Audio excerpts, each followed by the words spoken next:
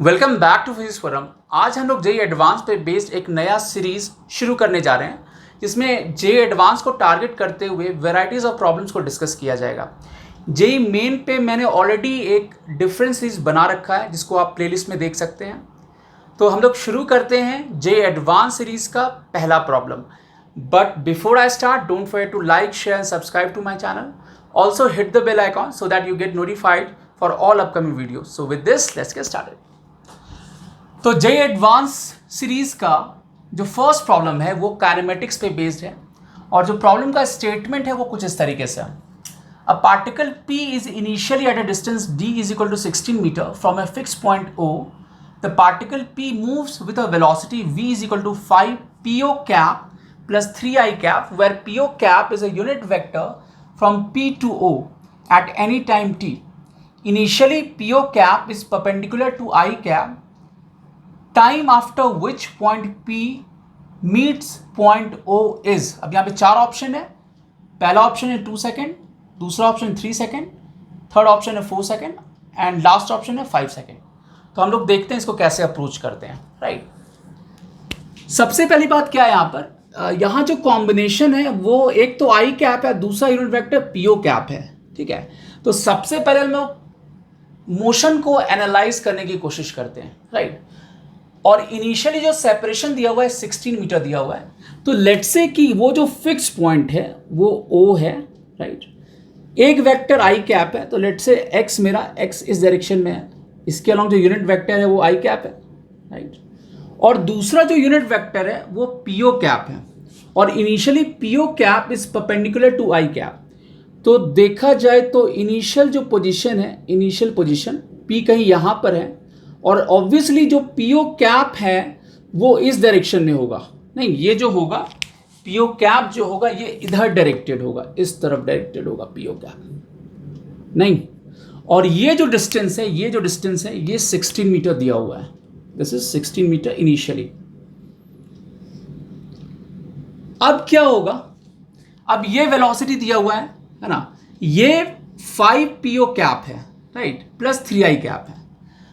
तो अब जैसे अगर देखा जाए तो पीओ कैप इस डायरेक्शन में है, आई कैप इस तरफ है, तो रिजल्टेंट वेलोसिटी इस तरफ होगा, इस तरफ होगा। अब ये थोड़ा आगे डिस्प्लेस होगा, जैसे थोड़ा आगे डिस्प्लेस होगा तो अब जो पीओ कैप का जो डायरेक्शन है वो भी चेंज हो जाएगा ना।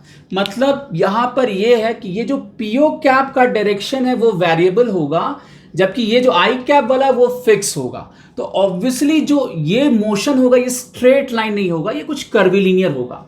अब क्योंकि ये वापस O पे आ रहा है तो इसका जो पाथ होगा, है ना, वो पाथ कुछ ऐसा होगा, इस तरीके से होगा, है ना, इस तरीके से होगा, है ना। किसी भी इंस्टेंट में अगर देखा जाए, अगर यहां से एक, है ना, तो लेट्स से कि ये कहीं यहाँ पर आ गया, ऐसे मूव करते हुए कहीं यहाँ पर आ गया, है ना, तो स्ट्रेट लाइन नहीं होगा क्योंकि जो पीओ कैप है इसका डायरेक्शन वेरिएबल होगा। अब जैसे मान लीजिए किसी पोजीशन पे अगर हम देखें, लेट्स से कि अब ये मान लीजिए यहाँ पर आ गया, तो ऑब्वियसली पीओ कैप का डायरेक्शन इधर हो गया, तो ये कॉन्स्टेंटली चेंज हो रहा है, तो ये इस तरफ हो गया। और दूसरा जो वेलोसिटी का जो कॉम्पोनेंट है 3 आई कैप वो इस तरफ है, नहीं इस तरफ है, तो ये 3 हो गया, ये 3 वाला पार्ट हो गया, ये 5 वाला पार्ट हो गया। ठीक है, तो इस तरीके से इसका मोशन हो रहा है। तो ऑब्वियसली ये जो होगा, क्योंकि पीओ का डायरेक्शन कॉन्स्टेंटली चेंज होता रहेगा, तो इसका जो पाथ होगा कुछ ऐसा होगा और वापस ये यहाँ पर से क्रॉस करेगा। राइट, अब इसको कैसे अप्रोच करें, है ना, तो लेट्स से कि किसी इंस्टेंट पे कोई इंटरमीडिएट इंस्टेंट लेते हैं, यहाँ पर ये थीटा एंगल बना रहा होगा। राइट, इसको आगे एक्सटेंड किया जाए, इसको आगे एक्सटेंड किया जाए। राइट, ये पॉइंट P है तो ये भी थीटा हो जाएगा। राइट, अब देखा जाए तो जब ये वापस यहां से क्रॉस करेगा तो ये जो सेपरेशन है, नहीं, ये जो सेपरेशन है ये भी घटता जाएगा।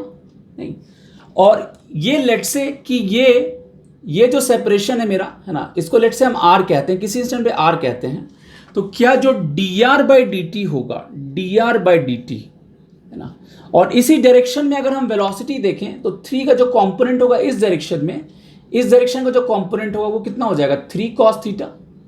इधर का जो कंपोनेंट होगा वो 3 cos थीटा होगा। राइट, तो आर मेरा किसी भी इंस्टेंट पे, ये आर इस पॉइंट पी का पोजीशन है, तो पोजीशन वेक्टर कह सकते हैं। तो इसमें जो चेंज होगा, जो D R by D T होगा, ऑब्वियसली हम लोग इसी डायरेक्शन में लेंगे, वो किसके इक्वल हो जाएगा, 3 cos थीटा माइनस 5 के इक्वल होगा। नहीं, 3 cos थीटा माइनस 5 के इक्वल होगा। ऑब्वियसली थीटा जो होगा यहाँ पे वेरिएबल होगा, क्योंकि ये कॉन्स्टेंटली चेंज हो रहा है। सो 3 cos थीटा माइनस 5 होगा।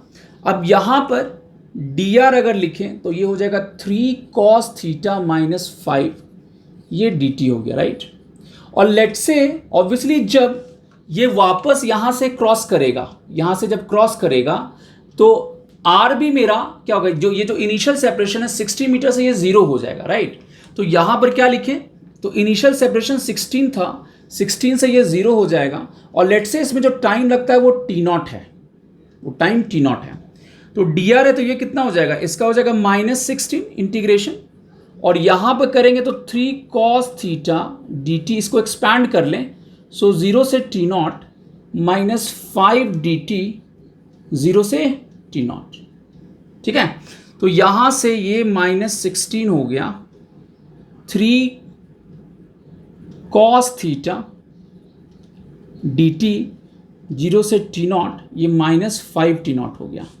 तो यहाँ से लिख सकते हैं, है ना, तो 5 टी नॉट इधर आ जाएगा, तो 5 टी नॉट माइनस 16, ये होगा 3 cos थीटा डी टी, 0 से टी नॉट। तो यहाँ से हम लोग कंक्लूड कर सकते हैं, एक एक्सप्रेशन जो में हमारा होगा cos थीटा डी टी होगा 0 से t not, and this would be how much, 5 t naught minus 16, है ना। तो ये हो जाएगा 5 टी नॉट माइनस 16, है ना, बाई 3 हो गया। दिस इज इक्वेशन नंबर 1, ठीक है। तो इसको हमें ध्यान रखना है। अब हम लोग, अब ऑब्वियसली देख, यहाँ पर अगर देखा जाए तो ये थीटा वेरिएबल है, ठीक है, तो हम इसको इंटीग्रेशन के बाहर नहीं ले जा सकते हैं। तो हमें एक और इक्वेशन चाहिए ताकि हम टी नॉट को कैलकुलेट कर सकें, क्योंकि हमारा फाइनल टारगेट है टी नॉट को कैलकुलेट करना, राइट। तो यहाँ पर अब क्या होगा, आगे अगर देखें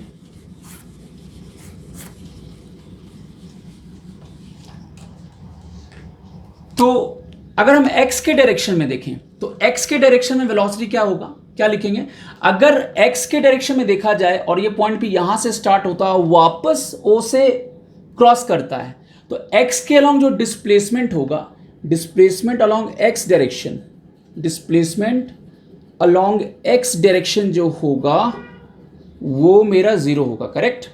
तो क्या हम ऐसा लिख सकते हैं, अब इस डायरेक्शन में अगर हम इसको तोड़ें, कंपोनेंट में तोड़ें, तो ये 3 है, ये थीटा है, तो ये भी थीटा होगा, राइट। तो इस डायरेक्शन में ये 3 हो गया, इस तरफ 5 cos थीटा होगा, 5 का जो कंपोनेंट होगा इसके, ये नेगेटिव x में आएगा, तो ये नेगेटिव x में आ गया, ये 3 इस तरफ है, तो क्या लिखेंगे, 3 माइनस 5 cos थीटा, नहीं, ये रिजल्टेंट वेलोसिटी हो गया इंटू डी टी, और 0 से टी नॉट, तो ये x के अलॉन्ग मेरा ये वेलोसिटी हो गया, v डी टी कर दिया हमने, है ना। तो ये वैल्यू कितना हो जाएगा, ये 0 हो जाएगा, ठीक है। तो ये वैल्यू मेरा 0 हो गया, तो ये v डी टी, ऑब्वियसली ये जो डिस्प्लेसमेंट होगा v डी टी का इंटीग्रल होगा, तो डिस्प्लेसमेंट अलॉन्ग x डायरेक्शन 0 हो गया।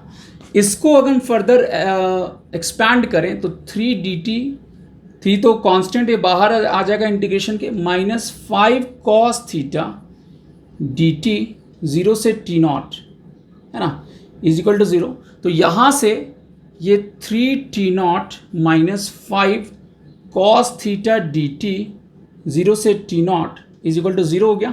या यहाँ से cos थीटा डी टी, 0 से टी नॉट करेंगे, so this comes to be 3 t naught by 5।